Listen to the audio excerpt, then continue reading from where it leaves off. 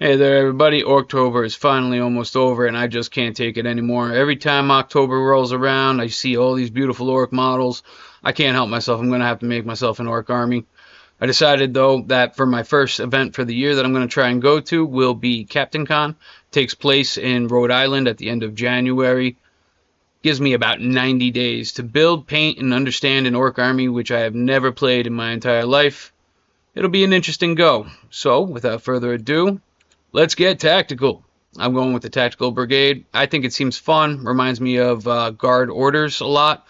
And hopefully that gives them a little bit of a niche survival in some cases. -1 to hit can matter a lot. +1 to hit, +1 strength. They get a lot of nice little buffs at the cost of cracking some skulls. So here's my list. I can't help but be a snowflake, which is why I live at the middle tables regardless of how hard I might want to try. So here's my list, though. We got ourselves a boss Snickrot. He came down in points. He's low in op. He can redeploy once per game, and he has Infiltrate. 75 points. I don't see any reason anybody would not just take him in a unit. We have Gaskell Thraka, of course, because now he can fit himself inside a battle wagon with some other folks. So we're going to go ahead with him because he's probably the biggest beat stick that the entire army's got, and he's a lot of fun. Great looking model. I can't wait to paint that.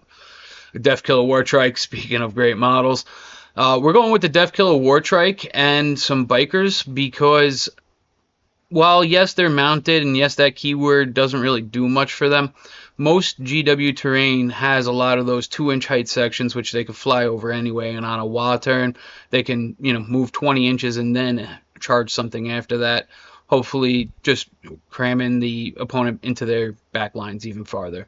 We have a mech. He's got the Gob Boomer, which will let him issue orders within 18 inches of himself. I did that because most of the job for the mech is going to be following a truck around so it can hit on 4s with those tank busters. We'll get to that in a minute. We have 10 boys because who doesn't like some sticky objectives? And they fit in the truck. They fit in a battle wagon with Gaskell. When they're within 12 of Makurai on the WA turn, they get to have the lethal hits. So maybe they can actually do a little bit of damage while also just clogging up the opponent. 3 units of Storm Boys. They have a 1 CP strat to redeploy, and they're jump pack units. We don't have many options to that in the game right now. They can hopefully just hop on objectives. We also have that in Tactical Brigade. That's stratagem for that's ours, where it'll give them all an extra OC for when I need to take back some primary objectives. We have a unit of Breaker Boys. Those are going to be Gaskell's bodyguard unit. They benefit a lot from it. And Breakers, Gaskell, and a unit of 10 boys all fit inside a battle wagon now. So that's the main alleyway there. They're going to just run down everybody's throats and see what they can rip apart. We'll see what they can do. We have a unit of 5 Burner Boys. They're really there to just help me secure my backfield and probably maybe burn some people when they get deploy teleport homers. Unit of Flash Gits, a unit of Gretchen, unit of Commandos. Now that they can split in 2, I think that has a lot of field presence. Hopefully that can help me out.